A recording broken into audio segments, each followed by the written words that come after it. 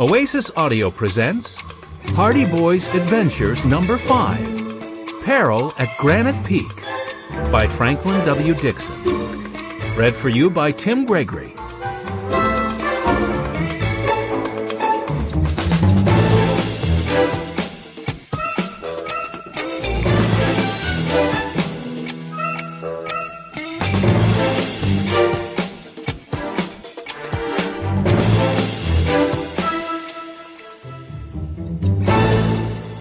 Chapter 1. Going Downhill. Frank.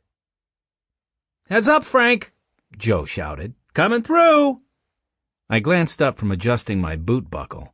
My ski helmet made it hard to see.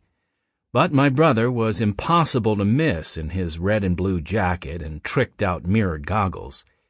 He bent low over his skis, poles tucked tightly under his arms and a big grin on his face. "Learn to steer or you'll be back on the bunny slope, hotshot!"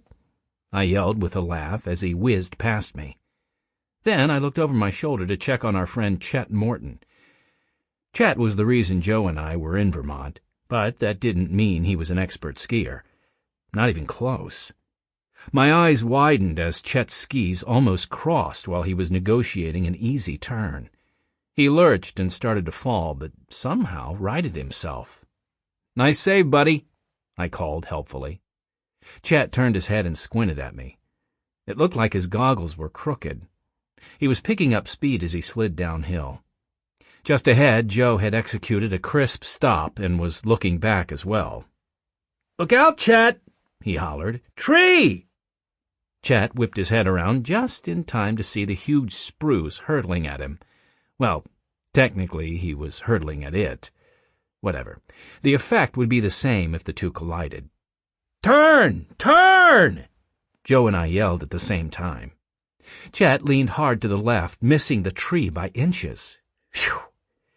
He lost his balance immediately after that, belly flopping into a large snowdrift. "Close one," Joe called. "Yeah," I frowned, tilting my head as I heard a weird rumble. What was that? Then I saw my answer. The snowdrift Chet had hit was moving. "Avalanche!" Joe shouted. "Get out of the way, bro!" He pushed off, aiming straight down the slope. I did the same. Glancing back over my shoulder, I saw Chet scrambling to his feet on the uphill side of the moving mass of tumbling snow. Good. He was safe. Joe and me? No, not so much.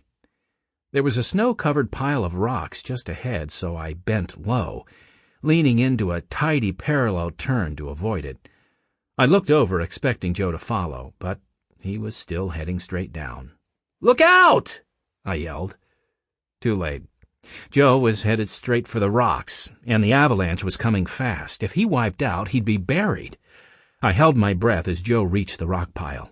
He saw it a half-second before he got there and bent a little lower, letting gravity take him up and over on its thin covering of snow. A second later, he was airborne. One ski started to dip down, and for a second I was sure he was going to wipe out. But he recovered quickly, landing hard but squarely and then turning sharply to follow me out of the path of the avalanche. Joe was breathing hard when he caught up to me at the base of the slope. "Nice skiing, brother," he said, lifting his fist. I bumped it, then pushed back my goggles. "Nice jump," I said. "It was a little too close for comfort." "Where's Chet?" Joe peered up the slope. The avalanche was over, and we saw Chet carefully snow-plowing his way down the hill. By the time he reached us, my hands had almost stopped shaking. "Are you guys okay?" Chet cried. "I didn't mean to do that." "Forget it," I told him. "We're fine. It's just lucky nobody else was on the trail when it happened." Chet nodded. "Yeah. Whew, this place is even deader than Cody said it would be." There were maybe 3 or 4 skiers visible on the various hills within our view, plus half a dozen beginners on the bunny slope. Sample complete. Ready to continue?